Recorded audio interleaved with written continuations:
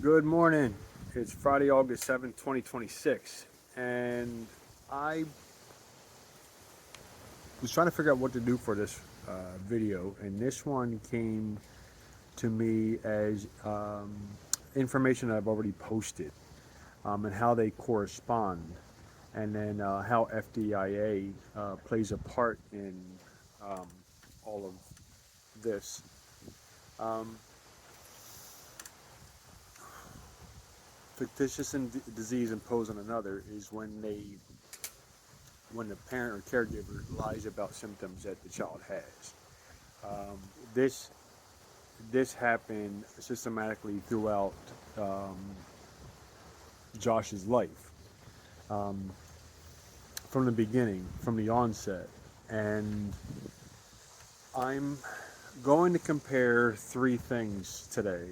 I'm going to compare Josh's first concussion from 7/14/2003, and then his traumatic brain injury 8/23/03, just a month apart. Um, then I want to, well, four things. Then the joint custody stipulation. Just posted about that this morning. Um, what joint custody meant for us, that I paid for it, that she signed for it, and that was going to be the agreement going forward, and how that changed the day after.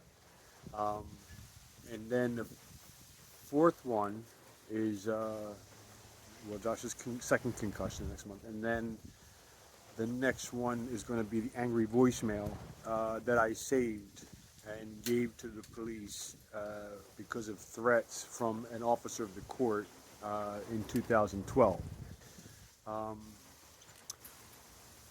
all of this, all of these things, kind of like all date 2007 when I called the Pennsylvania Child Abuse Hotline to report her uh, to that officer of the law was abusing my son. I had up to 2007. I had his documents from the time he was born until 2007, and then I find out that she changed pediatricians without my knowledge or consent.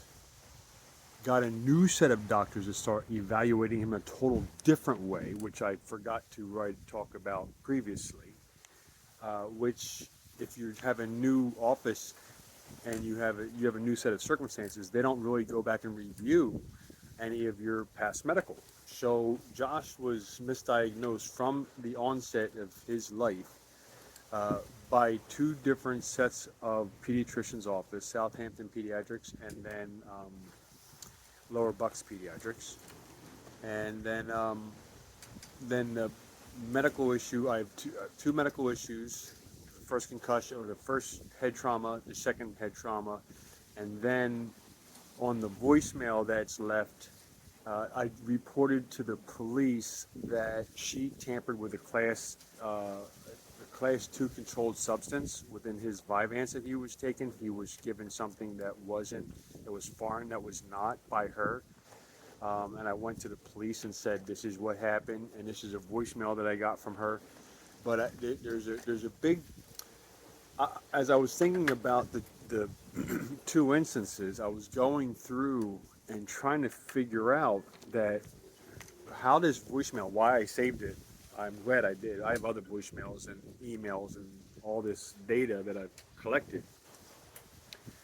Uh, but it wasn't until 2007 that I realized that well, it took me until 2007 to realize that she had been fighting a war against me and not fighting for Joshua. And then I realized that she was trying to set me up for the first 7 years, or 5 years, excuse me, 5 years. And then what she couldn't accomplish, she pulled in Bucks County and having her do her dirty work. So I knew there was a game that was started basically from jump, back in the beginning. I knew a game was on. I just didn't know how dangerous that this woman was. And it's taken me from now to start understanding the 19 years of me calling for help and then never happening, and then all the things that happened because of that. So I had all the things up until 2007, and I have all the things after that, and that's when my diary started, and that's when the journal started. But the whole time, I always warned Bucks County and told them that this woman is dangerous. She really is dangerous to his life. And she kept that going, not just before the phone call, but then after, but then got worse. So they knew that they had a problem on their hands from the beginning. And what I realized now in this year is that no matter how much evidence I always brought to them, which I did give them plenty of evidence, their answer was always no. They're not going to touch this, no matter what. And no matter what. Because now she's a part of the county, and the county has collectively, throughout the years, have protected everything that I have called upon with evidence, with proof, with this. The blanket statement has been for the past 19 years, we don't care about Josh. We only care about her. So just like these other police brutality cases where the knee is on the neck or people get shot or things like that, that's out there in the open for the public because the public caught these things. The problem is that I'm the only one that caught this, and the only authorities that I brought this to was the authority over Bucks County, which is Bucks County. So instead of them taking an impartial view to the claim of mine about attempted murder, because they've systematically denied every single call to action or evidence or attempt to bring evidence that has never been even examined, the blanket policy is there's nothing there. But after years of them telling me that nothing was there, and then finding out that falling off of one step caused a concussion that was near death, and she lied about the paper to the pediatrician, that was a tell sign.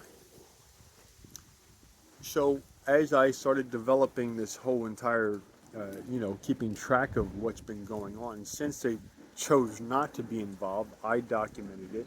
But I really, when I took the voicemail at 2012 to the police asking them to help me help my son because of the lies, I realized that there's such a big contrast about what she did as a parent and how it affected Josh then, and then 2012 on my birthday. So what I have is, what I'll depict is, when things were left on her to do the right thing, she never did it.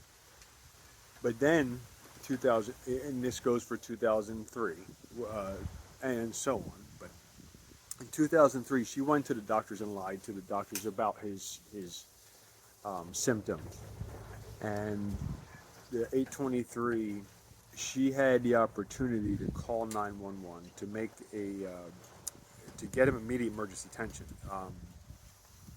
and that wasn't the case.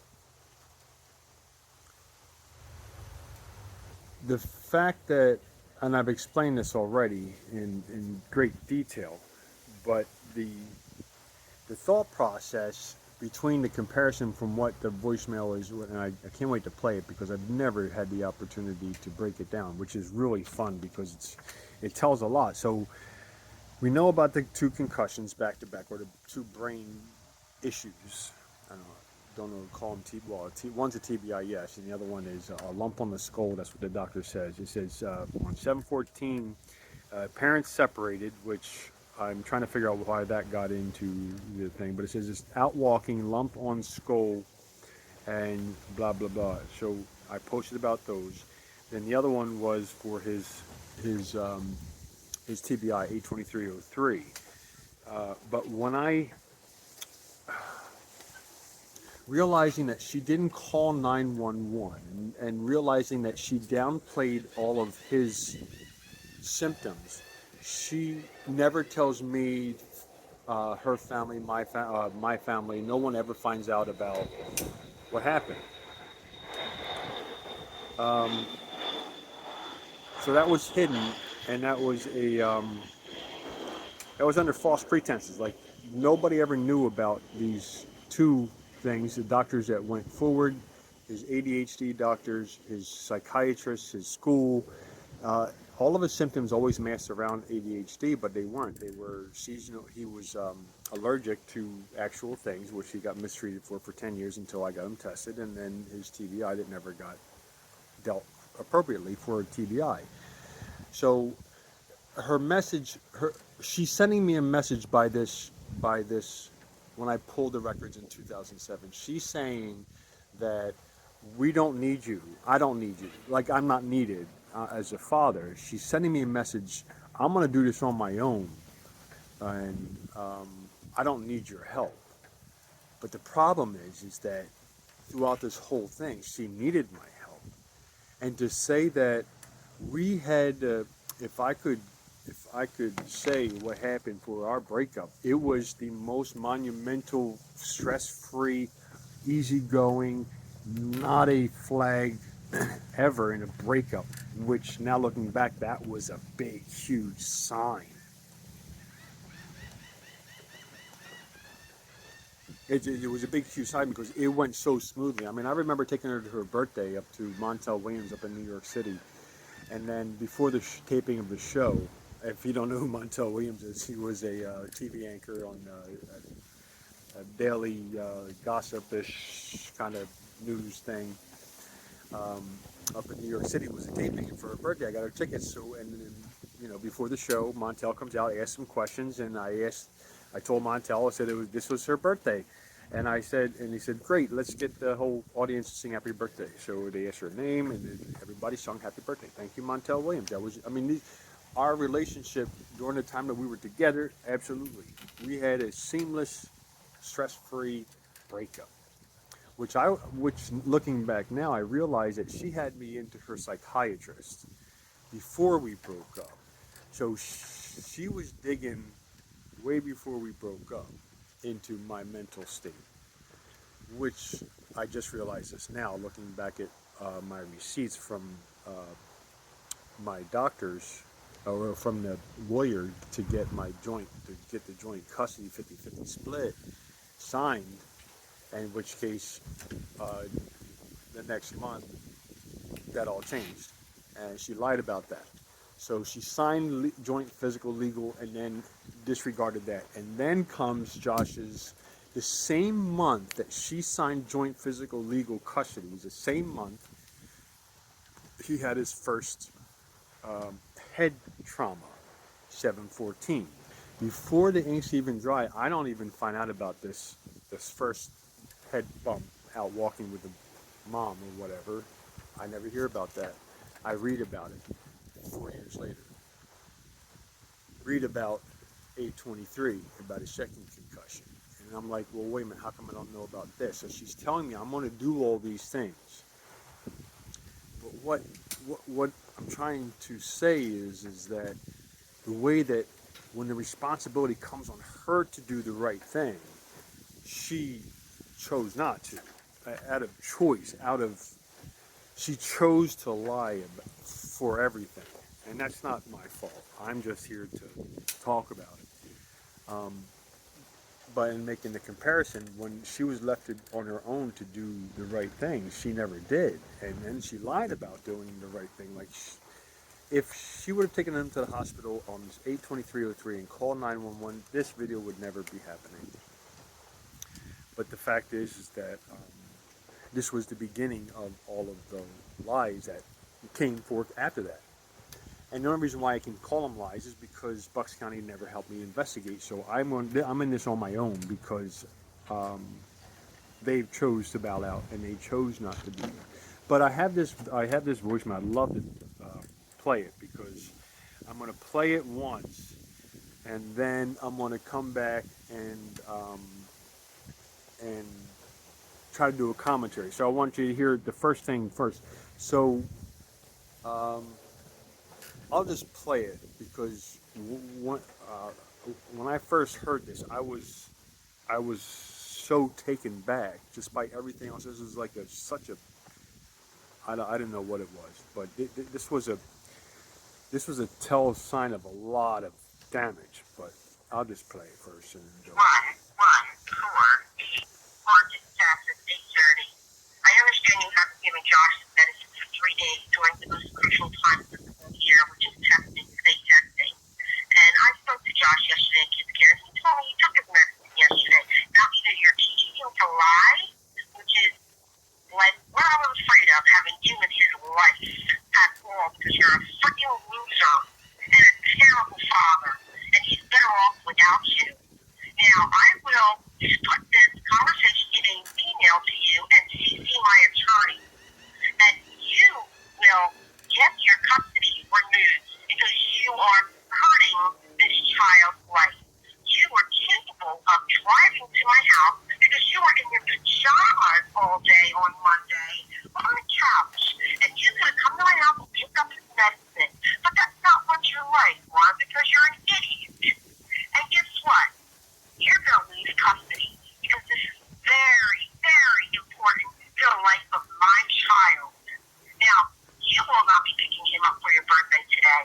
And you can pick him up when after we go to CCS. I spoke to the CCS also yesterday. I will be sending my $35. And if you don't send your $850, darling, you will go to jail because we will file a contempt petition to you.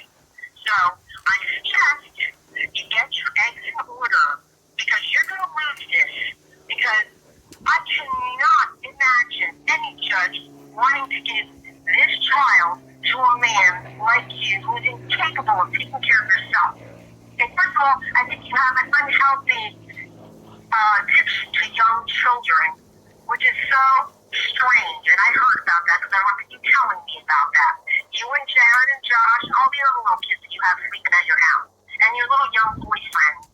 And that also will come up in the CCES hearing.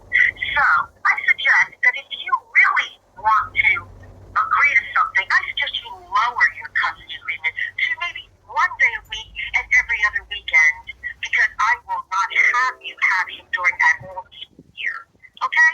So you will be getting an email from me, and you will be getting a call from my attorney. Have a wonderful day, Mark, and I hope you have a terrible birthday because you're just a terrible person. Okay? Bye-bye. To replay this message, press 4. To get into... So, I understand you haven't given Josh... I I took that voicemail to the police. I have a police record for it. I have a copy of the record.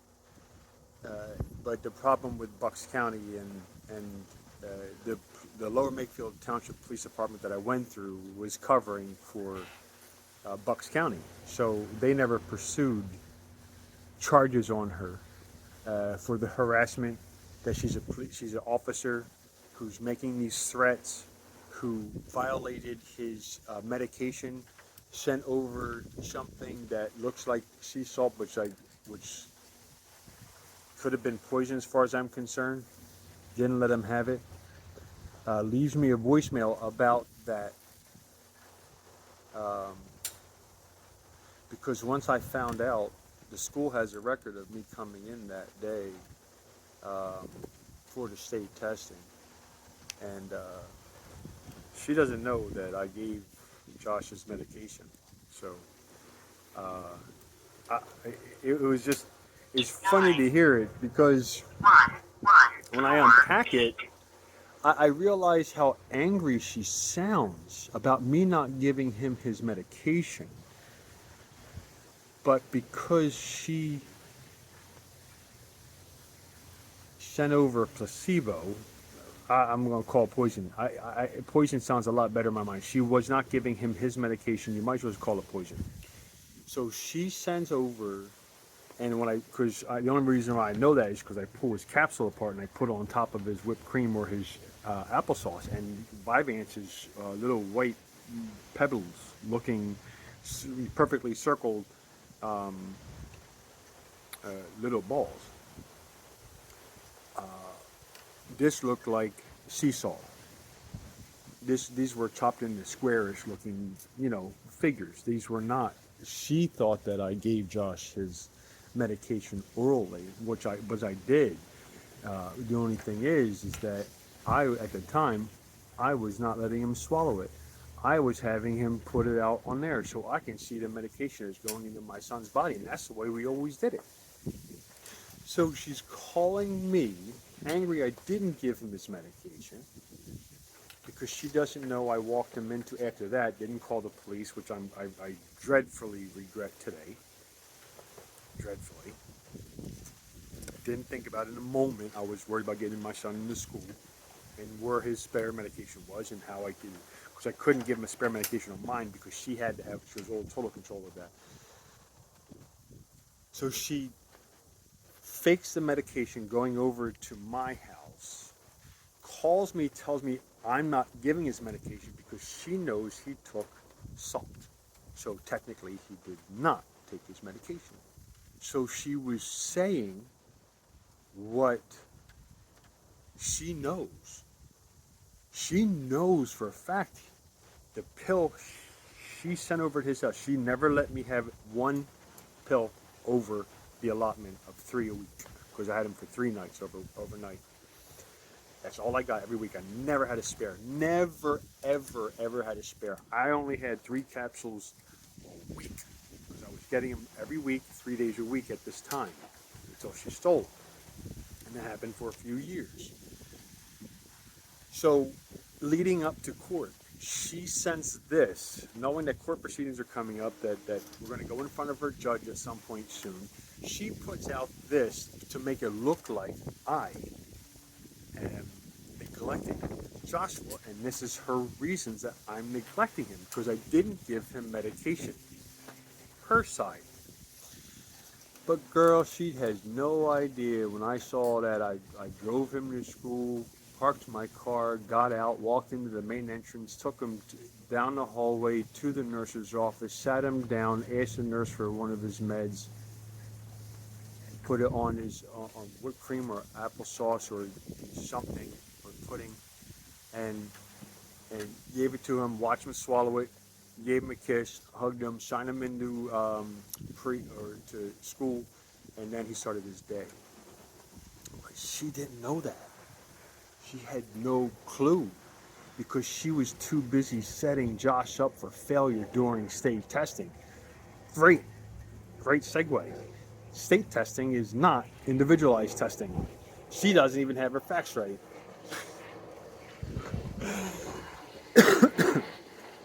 She's like, state testing. And I'm like, this is just like a generalized knowledge of what your child knows. It's not a detriment. This is not his college entry SATs. This is just a generalized knowledge of a first grader. That's what state testing is.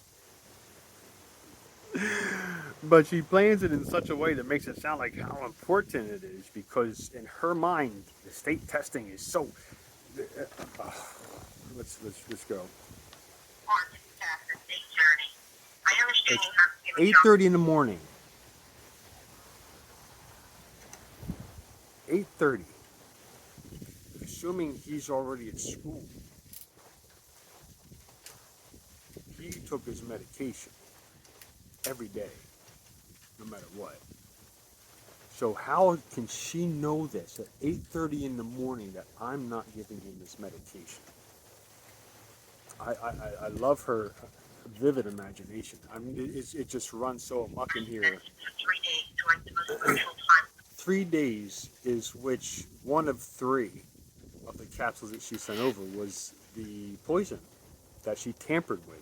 The medication that was prescribed to him by a doctor, fulfilled by the pharmacy, done by the pharmaceutical company. They gave me no. That's not impossible for them to give me a capsule full of sea salt. I'm calling it poison. But she nailed it.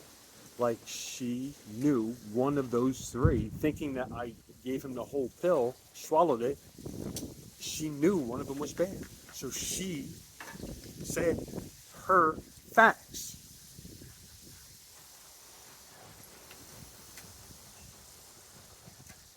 And she stands so proudly upon the knowledge and her anger and vigor. I mean, year, which is testing, state testing. And I spoke to Josh yesterday at Kids Care. He told me he took his medicine yesterday. so she asked Josh if he took his medication.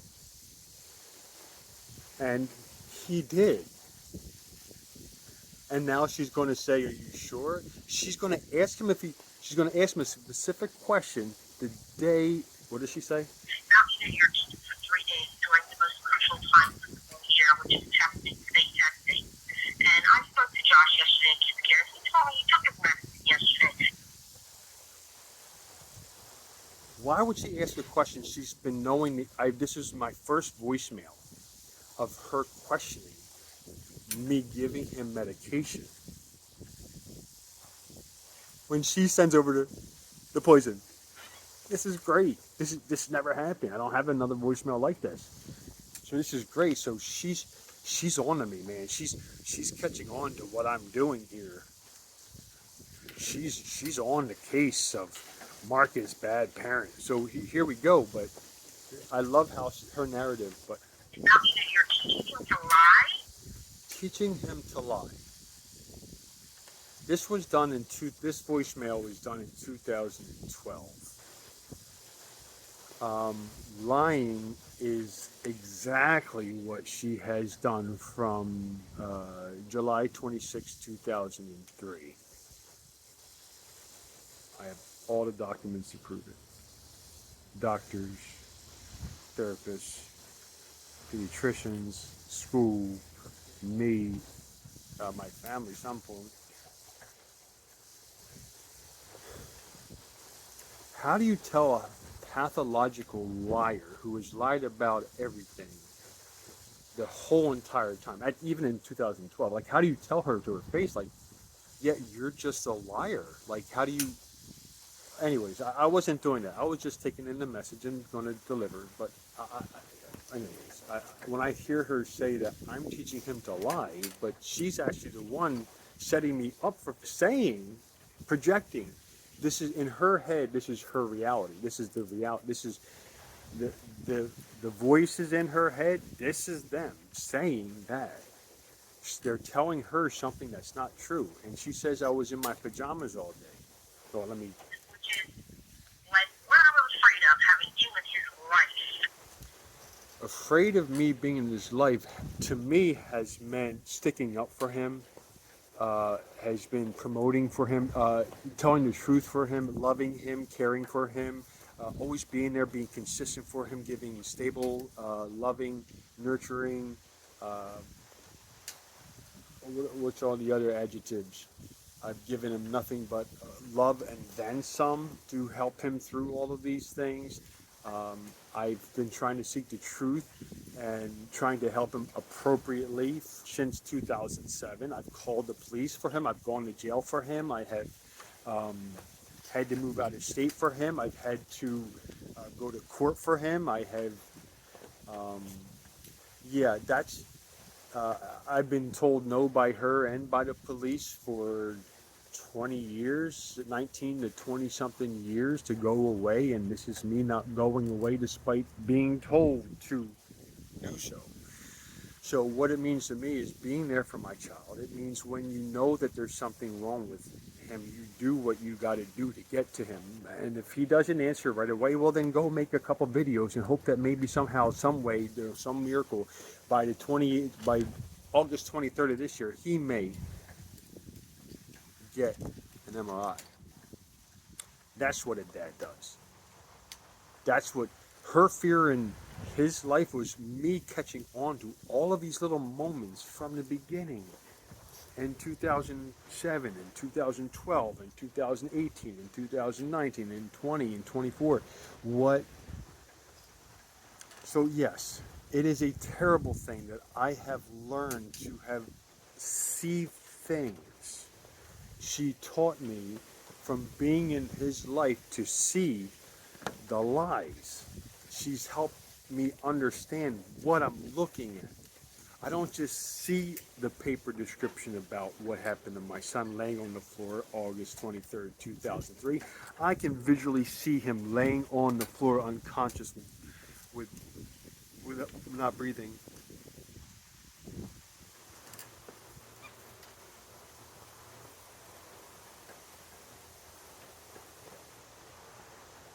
I see that. I feel the head, the neck, the body, going into convulsions and vomiting. I see that. She helped me be a better father because I grew, well, I was afraid of that. I was going to start getting off on tangents. So yes, to answer her question, it has helped me become a tremendous father, raising two children, and then having to deal with Bucks County for all these years. I'm pretty happy with my accomplishments throughout this whole thing. To be able to say that whatever game that they tried to play isn't working. But let's just wait for this airplane to, oh, it's a baby one. Because you're a fucking loser.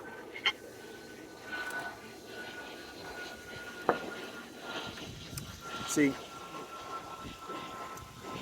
I appreciate that coming from her. That's a compliment because I have done so much good in my life before Josh, during Josh, after Josh, if you will,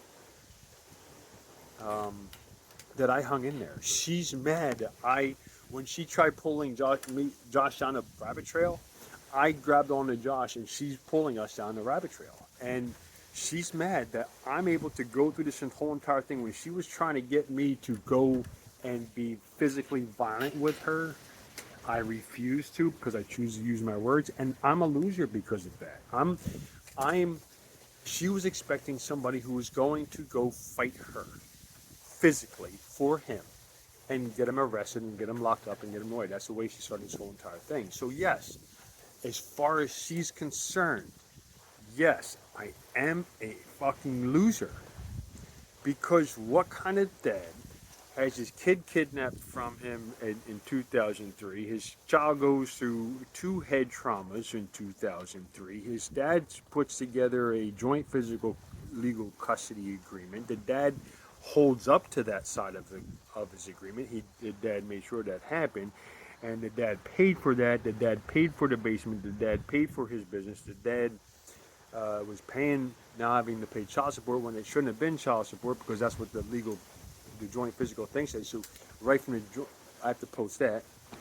So yes, I've hung in there longer because of the game that she began from jump. She didn't know who she was messing with. So I stuck around and took notes, and I love this. But yes, I do care about my son. Father. This was 2012. This is 10 years into me being a father for Joshua, and there's the umbrella. That's all right. Let us sit there for a minute. Actually, let me get the umbrella. So, hopefully this umbrella stays up. What was I saying? Yeah, I stuck by Josh. That makes me a terrible father. All the videos were shot by me or somebody else of Josh that I posted on YouTube. If somebody can pick out any of those videos that I posted that I'm a terrible parent, if anybody out of 200 some videos I posted of Josh of his growing up, that's not even including the 5,000 pictures or whatnot that I have of him.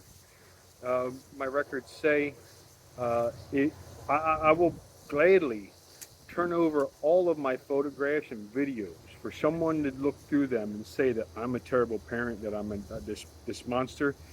If anybody has proof of that, go ahead and say it. But my pictures, my videos, the things I've spent time with Josh that I have video evidence and photographic evidence of, I don't know who she's talking about. The person that she's talking about is somebody that's in her head that's not real. It's not me. She's been saying in 2012, she's saying the same thing she has since 6/26 or 7/26 or 6/26, 2003 when she signed for she signed the joint legal, and then she went right for um, within the days after signing, she by the judge, she went right after me for money. She didn't. That's it. Doesn't say that in the court thing. She lied. She went right after me from jump. She tried getting me to go after her from jump, but she forgets these things. I, and I fought to be with Josh every day, and yeah, because she's never beat me down, and I'm still here. But I'll take it. If these videos make it sound like I'm trying to be a jerk. Without you. Now, I will. She said he's better off without me. Well, funny thing. In 2012, when she stole my custody from me, she had her chance to have him be without me. Since then, I've not been in my son's life. I don't see how, if he's so much better off, how come he doesn't like me? How come he doesn't talk to me? How come he doesn't see me? How come he doesn't be with me? How come you took him away? How come you did a cold turkey? Like, how did he go through counseling? How does his memory forget him? How does he be so angry about something that he has know nothing about other than yours? So I don't see how you're raising him at all from jump to even when you were able to raise him alone, how he never went to college. When you said he was going to go to college before he was college age, and then when he came college age, he didn't go to college. So I'm trying to figure out which lie I'm supposed to be believing, but his life isn't better, and he has medical problems, and she hasn't done anything about it, and he's not better off. As a matter of fact, it's quite the opposite. I've been trying to help him out from the beginning, and here I am, and he's 24 years old, and we don't have our connection we had for the first 10 years of his life. That's because of the mom interfering, because of this voicemail that I'm playing right now, and the craziness that are in her head, that she went to the county and told them who she thinks I am. So yes, she made sure of it, but she didn't make him better. He didn't go on to a community college. He didn't even go on to a state college. He didn't go to Harvard. Like, I'm trying to figure out at what point, when she's telling me he's better off without me, when I was getting him Social Security, when I was getting him to the doctors, when I was getting him for his ADHD stuff, when I was signing him up for for camps, or for specialized camps, or for trying to get to the bottom of all these research, and me finding out the real truth about things and all the lies. Yeah, that makes me a bad father. Then I'm sorry. I apologize to her. Didn't think that was going to be an issue. But Josh doesn't know the truth, which is okay. But I owe him an apology, because, I could have done better. Put this conversation in an email to you and CC my attorney. And She's going to, which I never got. So she's going to tell her attorney that I didn't give him his medication. She's going to tell him that Josh went to school and took these very, very important tests without his medication. She's going to tell her lawyer this, right? This is where we're 39 seconds into this voicemail. and I spoke to Josh yesterday in Kids Care. He told me you took his medicine yesterday. Now either you're teaching him to lie, which is like what I was afraid of, having you in his life at all, because you're a freaking loser and a terrible father. And he's Says the woman who stole him. Said the one who kidnapped him in 2003 and did the same thing in 2012 with her cronies. The Bucks County court system. The ones who stood behind her no matter what. I had no legal fighting chance to ever have done anything more better for him. I was going to court, what she was preparing for, was preparing for court. This is her breadcrumb saying that this is what the father's done. So when they go into court, they have this email document saying that Mr. Edel didn't do this for important state testing. So she's backing this up with threats of custody issues based on me not giving him his medication. Now she's going to tell the judge, based on this voicemail on my birthday, that I'm a bad father. And this is why Josh doesn't deserve to have me in his life. This is what this is here for. She's going to CC her attorney. She's going to make sure that her people that she worked for never hear my side, but they're going to hear her side first. But I'm glad I kept this tape because this is proof that she's messed up in her head. Telling the attorney now gives them more legal action. They could have gone off and tried to make a legal injunction to say that I can't have Josh anymore during the school day because I'm unfit for giving him his medication because of her say. Not her proof, because the proof is I did give him his meds, and so the school can back me up. But she don't know that. But she's telling me this truth. I love it. I love how she just spits the truth. Without you. Now, I will. She made sure of it. But she didn't do it in the... What I love about my life is that so much good happened after an incident that happened in my life that I've had a phenomenal, full, entire life, and I can't wait to go over it someday in its entirety. But great things happen since a tragic day, and that's how you live. That's how I've lived my life, every day being a gift. So one tragic day turned into a lifetime of quest and knowledge, and so I've always become a better version of myself, learning, looking at, reviewing, seeing. I love the life that I have. I don't know what life she thinks that I'm having, but I was having a good life even with him, the best one I could have with him during the time. But knowing that there's a game, you'd never take it seriously. It's like chess. She's trying to play this pawn and try to make all these moves and do these things, and I'm watching her just like shaking my head. Okay, good. Because in 2003, I knew she started a game, and I was ready for her. Not ready for this, but ready to play. But she didn't realize I'd stick to the end because she tried getting me here. So let's put this conversation in an email to you and CC my attorney, and you will get your custody removed because you are. She's going to make sure that my custody is removed no matter what. She's covering her ground. She's putting a flag in that this is, you're losing it. This is what's going to happen. She's foretelling the future. She's going to do whatever it takes to get me out of his life.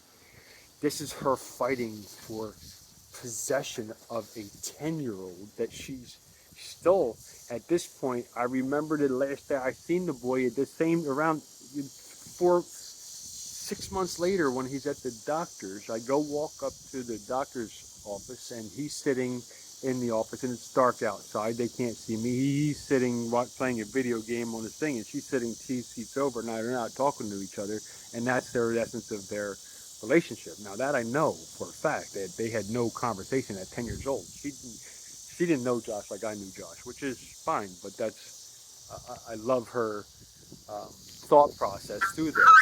This child's life. You were capable of driving to my house because you were in your pajamas all day on Monday on the couch, and you could have come to my house and picked up his medicine. But that's not what you.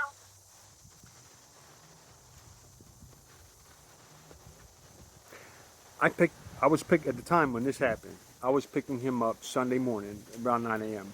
I'd have him Sunday morning at 9 a.m., Monday, Tuesday, Wednesday morning. 3 days I have him.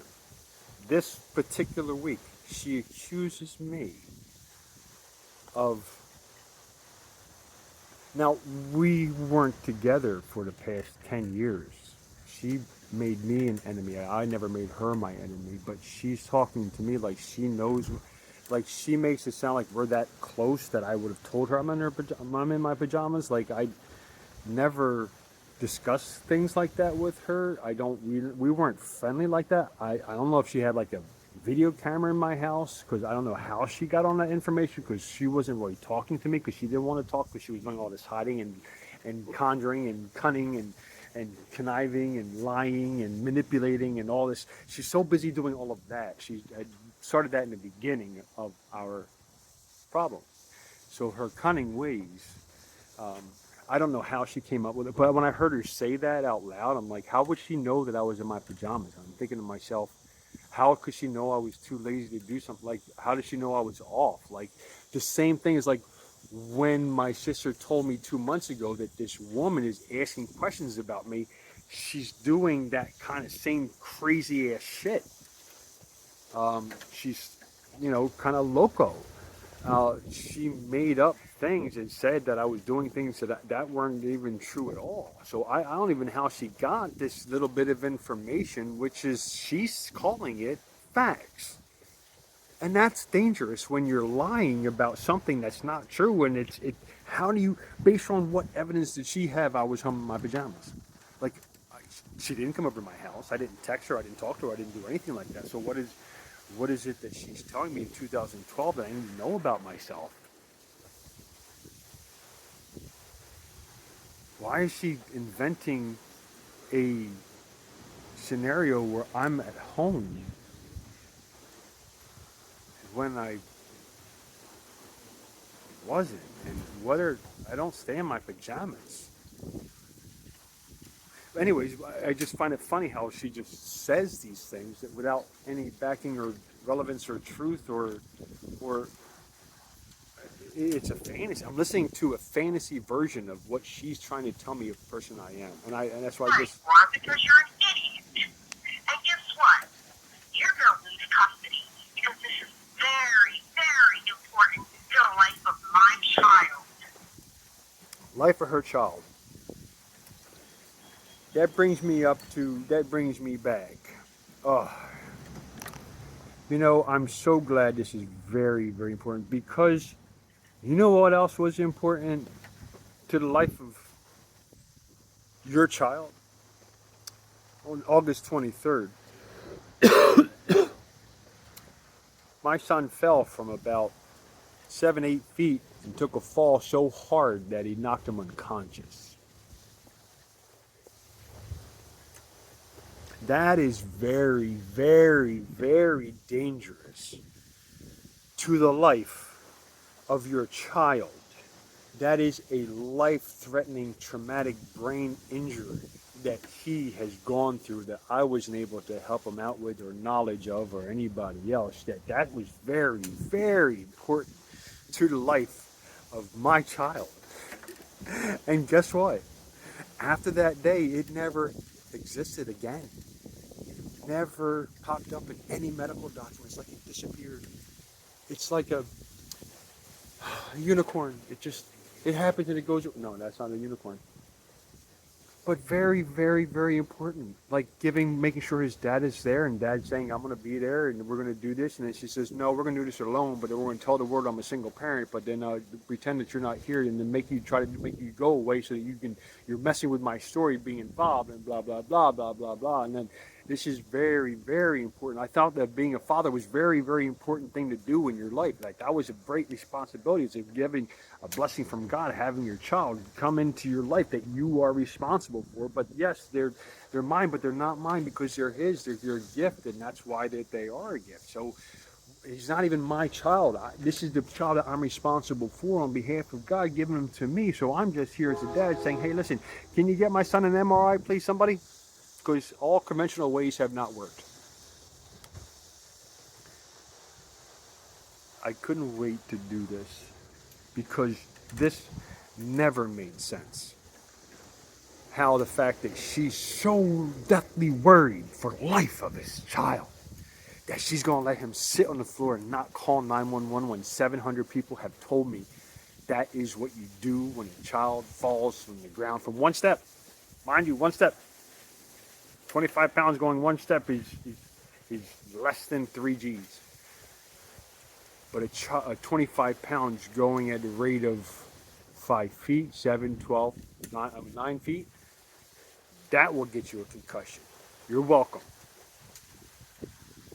Let's talk about what's important to the life of your child. Let's talk about telling the truth. Let's talk about telling CHOP. Let's talk about telling the psychiatrist. Let's talk about telling me. Let's talk about telling my family. Let's talk about telling your family. Let's talk about telling everybody else the truth. Because you can't say it's ADHD when it's really TBI and call it TBI or call it ADHD when it's really TBI. Because that's how hard he hit. He hit where his life was there hanging on by a thread. And that didn't even check his airway. Didn't call 911. Like, are you that medically capable of being able to turn your child over, make sure that they're breathing, and you perform CPR on him? Is that what happened? Because I'm kind of confused about how long he was out for. I don't know what day or where in the house it happened, because all of the description that I had previously talked about happened at your house. So this is very, very, these details are very, very important to the life of my child, because I'm not trying to teach him how to lie. I'm trying to teach him how to deal with the truth. Because if you don't like the truth, then you shouldn't have told lies about me. But I digress. Now, you will not be picking him up for your birthday today. And this isn't the first time that she has threatened or not given to me. She has done this from day one. My first police report on her was October 3rd, 2003. Was my first official police report of many to come from this woman. Many court documents, many doctors, pediatricians' notes, psychiatrist notes, institution note from CHOP or from foundations or from kids care or from camps or from ADHD medicine, from his pediatricians to psychiatrists to CCES notes, which I have both of mine to share. Going through CCS, so that's coming up. Let me digress. But yes. You can pick them up when after we go to CCS. So when exactly is that? Well, so she's telling me on my birthday I can no longer pick him up until after CCES. That's what she's telling me now, right? Because that I don't know how. Well, she said she's going to email me, and she's going to email me and her lawyer the facts of this voicemail. But at no time did I get one, nor did, so she was just blowing smoke, because I never did get one. But after CCES, I've been through this quite a few times with her. It's where you sit in front of a psychiatrist. I have sat in front of, let's see, Bonnie Kelly, Jesse Minardi,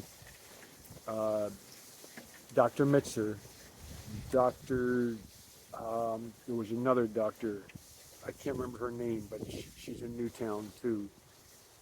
Then I sat down with psychiatrists from Foundations, and then Wyckoff, and then another doctor, so, and then other people.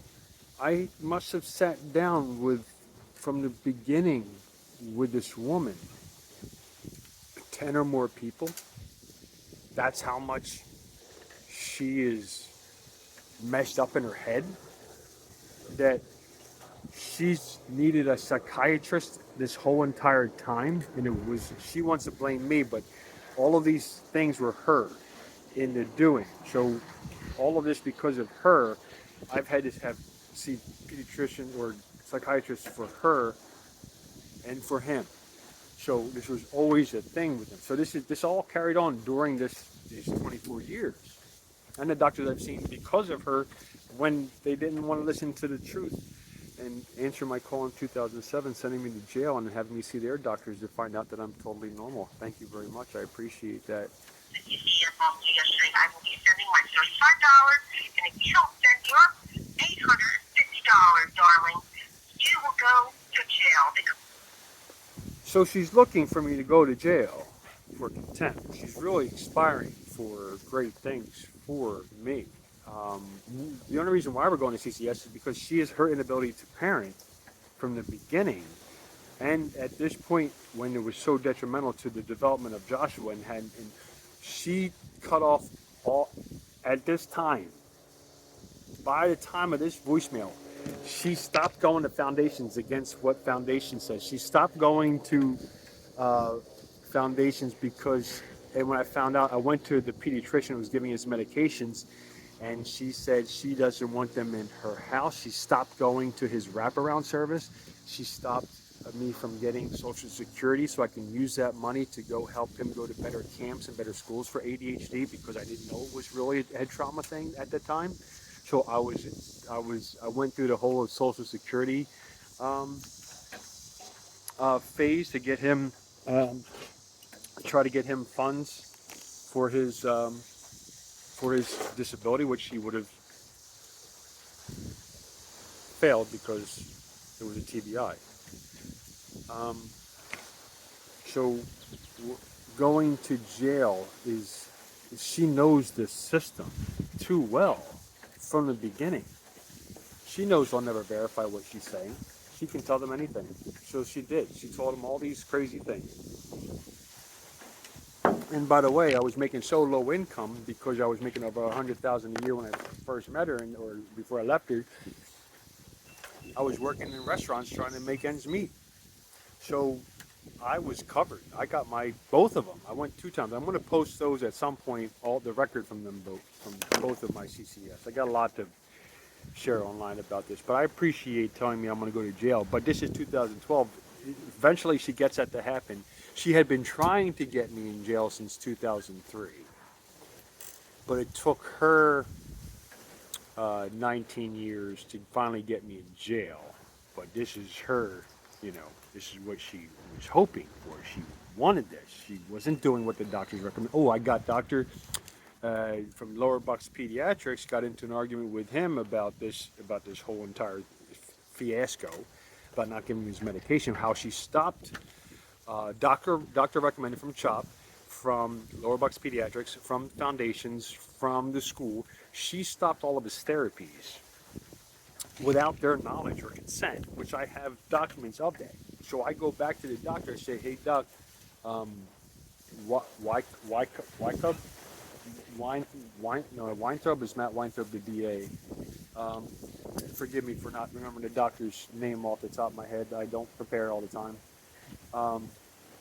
Where I said to him, "Listen, my son's, he needs therapy, right? Isn't that what we're supposed to do for him? That's what CHOP signed off on. That's what you signed off on." And he said, "Yes." I said, "Can you do me a favor, write me a letter that says that, because I found out that she underhandedly snuck behind, stopped the therapy that was required from him by CHOP, and that he signed off on, everybody signed off from foundations and their whole therapy services and the school therapies and the IEPs and all these programs that had to be involved for both of their lives. For Josh to get better at his disability, she cut off without telling anybody." So I go to the doctor. I said, "Do me a favor, I need to get him back in the thing. What help can I get?" And he said, "I will write you a letter that says it is medically necessary for Joshua to be in wraparound service as per CHOP," and he signs it. I send this to her, and you know what she does? FDIA, man. FDIA. She threatens the doctor, tells him Josh is fine, he doesn't need that anymore, and write her a new letter saying that that's what the truth is and that's what he stands for. That's exactly what she did. I've got the whole, I still got it all. It's still in my notes. So I got this. So the doctor sends me a thing saying, "Oh, mother states Joshua's fine, doesn't need to go wraparound service, blah, blah, blah, at this time, blah, blah, blah." He doesn't sign it. So she demands him to say that Josh is fine, so she can take that to her judge. That contradicts what I said. So she gets this piece of paper, throws it in my face, tells me, "Aha, doctor doesn't believe that." I said, "He signed mine. He didn't sign yours." So she was going to take this into court. You try to prove how unfit I am when she's doing all the unfitting. Fitting, right? So I love this story because here I am trying to do what's best for him, and here she is stopping Social Security, stopping his wraparound service, stopping me being a part of his life. She's doing all this stopping and not giving him and him. So she's taking all these. I'm watching her take these things from his life because she's trying to hurt me. She's not realizing she's hurting a boy inside. And she's forcing him to go through her agenda and force me out of his life. She forced me out. She forced him out of my life, me out of his life. Oh, she went hard. For what? Not doing drugs. I didn't get caught. I didn't do anything. I only had a DUI in 2005, and up to that point, she's doing all the crushing and then telling Bucks County that I'm the one that needs help. Well, I do need help. I called and said, "Hey, listen, something's wrong here. I need your help." But we will file a contempt petition to you. So, Contempt petition is in the event that I don't pay for my CCES, which I got paid for because I made so little income. So what she didn't know is that I had already applied for low income and got approved for it because that's how little I was making, trying to make ends meet and try to deal what I got to deal with living in the same house and being able to be a consistent father in the same house, for the same place, for the same long. I ended up staying with him 14 years at that place. Well, I stayed there for 14 years and he was there for, from 2006 and he shot around 12, so 6 years. He spent 6 years at my house. That was his home. He had his bedroom, he had his life, he had his friends, he had his everything there. I suggest you get your eggs in order because you're going to lose this. Because I had my eggs in order. I just said, "Hey, listen, can we go get him therapy like he's supposed to?" And she says no. And I say, "Hey, can I just have him more days?" And she says no. I said, "Hey, can I be a father?" She says no. "Do you want the money?" "Yes." But you don't want anything else? Well, uh, what's wrong with me having three? There was nothing wrong with me having three at that point. And when this voicemail came out, there was nothing wrong with me having 3 days a week. The only issue was I filed against her because of her inability to parent with me. And me trying to tell them, but they don't listen. They never listened. They didn't care. Doesn't matter what truth I had. They never cared. So to get my eggs in a row, what is it she's trying to set me up for here? What is she trying to say? What is my eggs in a row? She's getting ready to set out and plot to tell me what's going to happen or what already has happened. She's planning in something. I cannot imagine any judge wanting to give this child to a man like you who is incapable of taking care of. The judge she works for is who we went up to talk to. The judge she had worked for since 2003 heard my case. Tell me that's not a conflict of interest. Not on 1 day, not on 2 days, 3 days. Her judge she works for, I got a copy of his name and her name on the county website. I screenshotted it. Her name's on there. She works directly for him. He heard the case. This is how corrupt Bucks County wanted to be. They didn't care. They knew they couldn't. They knew every flag that I raised that they were going to combat it and say no. And I say, okay, well, let's play. So, first of all, I think you have an unhelped any judge wanting to give. It's not about wanting. I was entitled to. She doesn't understand that by law, I'm allowed to see my son, especially when I've been seeking him for as many years, 2012, as many years as I've been up to that point. I've been seeking help for him. And all she said is no. You're not getting involved with his medication. No, you're not getting involved with his medical stuff. No, you're not getting involved. No. It was like every turn. no, you're not. You're no. When I was volunteering in the school, no, you're a horrible person. When I was volunteering in this library, no, you're a terrible person. Everybody's going to see through you. Like everywhere I turned with her it was like always a no. It's like even the good. I have so many great memories with Josh. She's the only one who doesn't like any of the memories with Josh. And she's the mom. And she doesn't know me. And everybody else does know me. The one person in the world who was never thankful that I was always there with her and I never walked away from him. She's the only woman that said, get away, after I signed to say, I'm going to be here. Who does that? Does Josh know that? Like, this is ridiculous. That the conversation, this is 12 years into this, when I tried to make sure a perfect relationship that had ended so perfectly. He could have, it was a textbook, you never heard of such an easy breakup in my life under the circumstances until D-Day.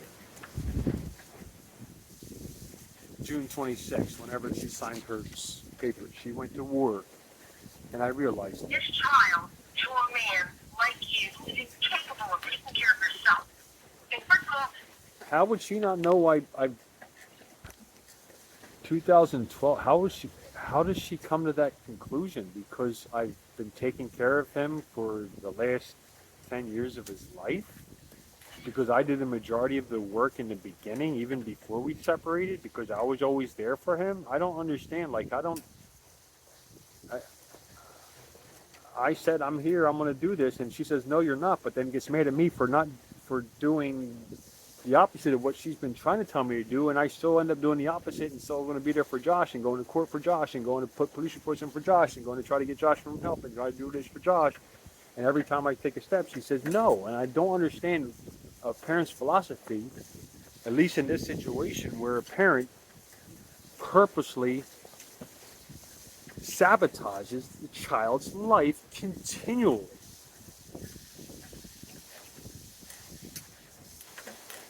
The only people who could stop it is the people who she worked for.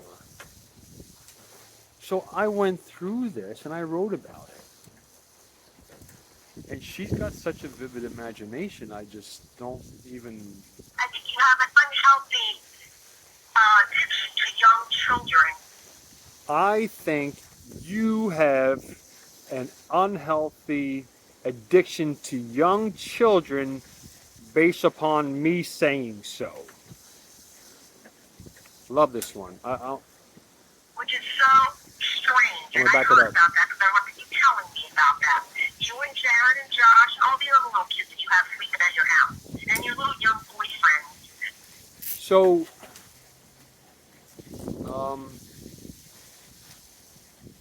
why isn't this playing back?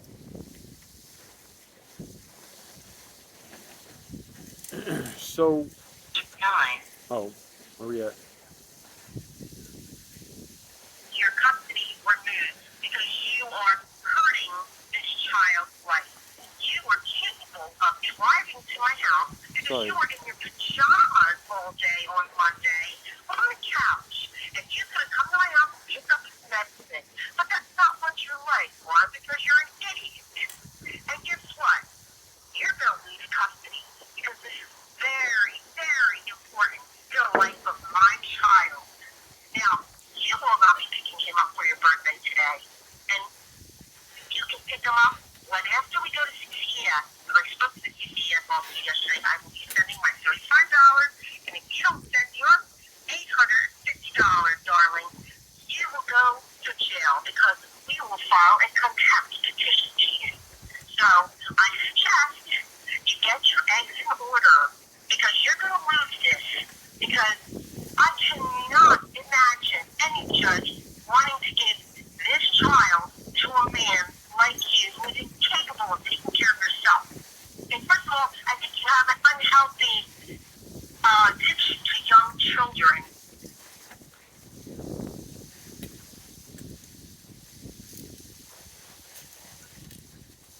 Is she talking about my 10 years at Calvary Chapel of Philadelphia?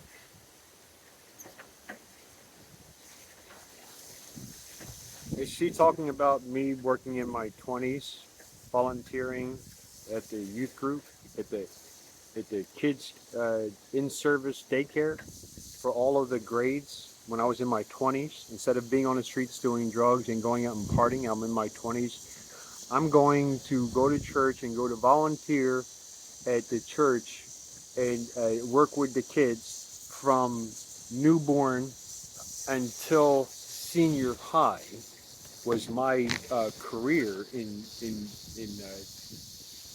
Calvary Chapel of Philadelphia, working with each age group to learn about children.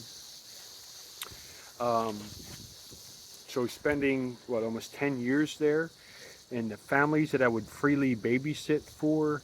Um, I'm not going to name them all, but because of my work in there, the people's lives that I've touched, the people who got saved as a part of me, and the people's lives that were changed. Listen, I'll stand behind that. I did work with Calvary Chapel. I did work with Thomas Nolan with the Bucks County Intermediate Unit when I was 20 years old, 21 years old. Uh, Posted about that, working with the homeless children at the George Washington Motor Lodge. Um, let's see. My nieces and nephews, I spent the first, almost 5 years living with them, and getting to know them when I first moved up here to Bucks County. Moved up to Bucks County from Jersey. I spent living with my nieces and nephews, and I went to church and worked with those people, and I worked with the people outside of church, and I worked with organizations, and I went to work with the orphans, and I worked with the widow ministry, and I worked with security ministry, and then the tape ministry, and yeah, so my life has been involved around people. I don't know where she says that I have self-proclaimed child molester, because that is never the situation. At the time, my house was the house that everybody played out because Josh and I were so active. We were always outside whenever the sun was out, and all the kids in the neighborhood came to my house. I built a track for them. We rode bikes together. We played football. We played baseball. We played frisbee. We played um, dirt bikes. We went sledding. We went. Some of the kids went to the beach with us. Some of the kids went to the mountains with us. Some of the kids, so I had the parents over the house. I would do bonfires. The neighborhood we did street parties. We'd shut the street down and do a street party. Yes, I was very involved with the kids in my neighborhood because of my son and my relationship with him. Other kids gravitated towards my home. Other parents gravitated for my home. My home was a home where everybody was able to safely be at all times. That's what she's talking about. Thank you for pointing that out. Yes, all of my neighbors can collaborate that story. All of my coworkers can collaborate this story too, with Josh and without Josh. So to make an accusation so foreign that is not even accurate, without proof, which is very damning to call a man a pedophile, not just a pedophile, but a self-recognized one, that was kind of foreign to me. Um, it really hurt because I've spent more time helping kids, and kids that have been in my life have been in the neighborhood, have always had a safe place to stay. There was never any threats, never any accusations, never any fights, never police were called for me. Not for me, um, not an issue that I've had. I've had to call the police on her, yes. But there is no anything ever said anything about anything with any having any kind of ill will towards any child in my neighborhood. I knew all my neighbors, knew them all by name, knew the people beyond me too. That's how much I was involved in my neighborhood. We were always out front, always playing, always doing something, and that happened for years. So to make up this accusation that I've done anything but protect the children of my neighborhood, I've been protecting since I was young. I'm not going to change. I'm not going to not protect these kids. I'm not going to not protect my son. Like to say that, to allude that I'm. Why would I tell her I have a fixation towards young kids? I would never have had that conversation. Not even all of my friends, girlfriends who have kids have let me babysit their kids. Like nobody has ever, all the kids I babysat throughout my years, even within the past 10 years, all the kids I babysat for friends of mine who I love and loved me, I babysat their kids. Even up to, 10 years ago, 8 years ago, 5 years ago. I'd watch Vinny. I got pictures and videos of me and Vinny together hanging out a day, taking him to football. Or with Trevor. I was with Trevor. I used to babysit him. This was up to 5 years ago. So there's never been an instance where anybody's ever felt less safe with me around. She's the only one. It's crazy to hear her say things of this nature and to accuse me of things that she doesn't know anything about, but the picture in her head, it tells a different story. Her psychological mind is telling her all of these things that I'm doing, and she's believing, and she's really believing them. And it's scary when she's chanting these so-called truths in her head, that she's saying it in such a way with such conviction that even her lies sound so serious. So I called the police. Which is so strange, and I heard about that because I remember you telling me about that. You and Jared and Josh and all the other little kids that you have sleeping at your house, and your little young boyfriends, and that. The kids staying at my house, yes. Josh's 10th birthday. I said, what do you want to do for your birthday? I said, hey, how about we have 10 of your friends over for your 10th birthday and we'll have a nice little thing. That's what I said. So for Josh's 10th birthday, it was April 5th, or right around there. I gave him 10 invitations. You give him whoever you want to. 3 of them were from his school only, who I didn't were in the neighborhood, and the rest were kids in my neighborhood. So I knew all the kids, and I didn't have a problem either way. So 10 kids stayed in my home, my 2-bedroom, 2-bath home for Josh's 10th birthday. Yes, guilty of that. Yes, it was just me and the 10 kids in the house the whole time, overnight. I had them in bed by 1 o'clock. If they had their way, they would have been up all night, and I couldn't do that. So I made sure that they were all out. Sure, they were all there. Doors were open, nothing to hide, right there. Total honesty. I sat in the living room until every child fell asleep, and then once they fell asleep, I went into my room and I went to bed. That's what I did.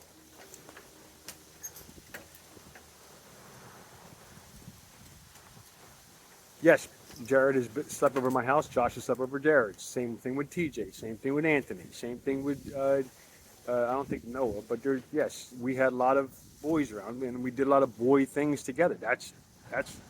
If I'm guilty of being a father who loves his kid, who loves the kids in this neighborhood, who wants to see them have fun, enjoy themselves, have a safe place to go, yes, my house was that house. I was happy to brag about that. Absolutely. I stand by that. I don't stand by the false accusations. But for the officer of the court to say this on tape, for me to understand that she's an officer and she can take this as evidence and say that I'm doing this, well, that's important, right? You listen to when the officers speak to you, right? She's telling you what's going to happen, right? Also will come up in the CCES hearing. So I suggest that if you really want to agree to something, I suggest you lower your custody. Lower. She got it. She got me out. That's what she was fighting for. She wanted total vindication. What she'd been fighting for, which I don't understand why she fought. I don't know what kind of parents fights to not have their father in their life, but this one has literally spent the first 10 years getting me out of his life. Maybe one day a week and every other weekend. Her judge, leading up to this, we see her judge, and at the end of me having her on the stage for 3 days, which I've been preparing for this for my whole life, today, in this mail.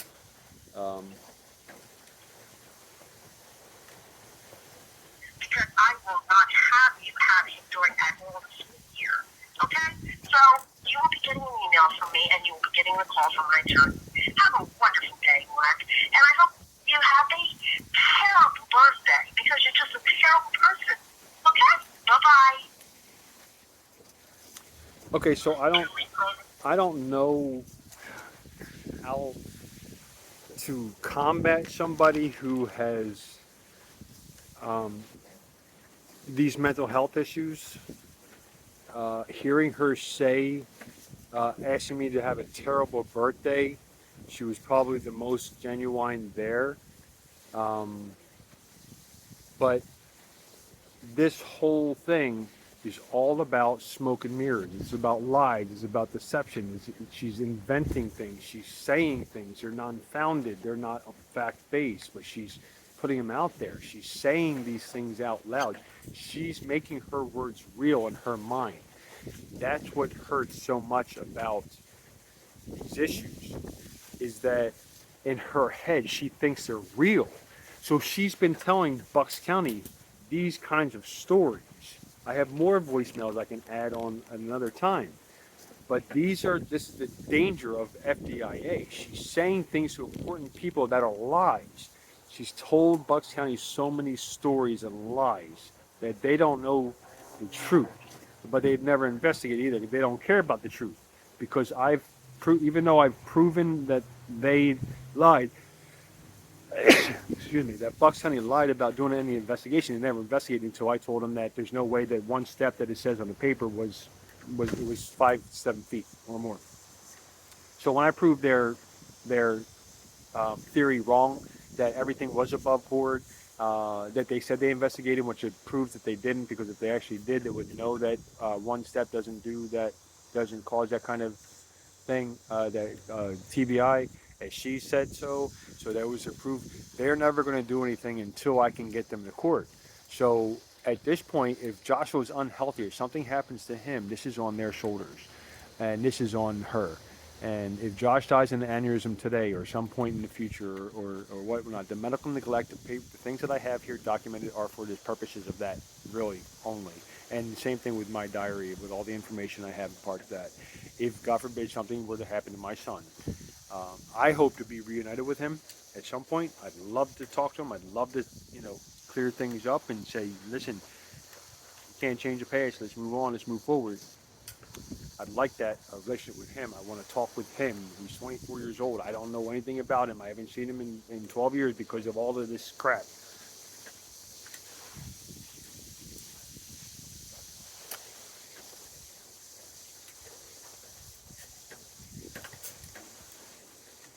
Seeing the scenario between her voicemail of threats to me and then not calling 911, and as important as his life-threatening situation, which is, when I Googled, I cannot wait to do, I want to do another video about Google's responses to a TBI. It says, call 911, get immediate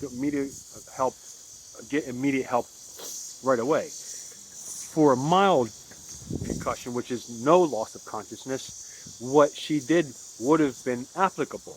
But because it was a serious traumatic brain injury, that was more serious, and she didn't follow to do the right thing from jump. So, given the opportunity where she could have had called 911 but chose to not do it, to hide it, the 600 people that I've asked, what's the first thing that you do? You call 911.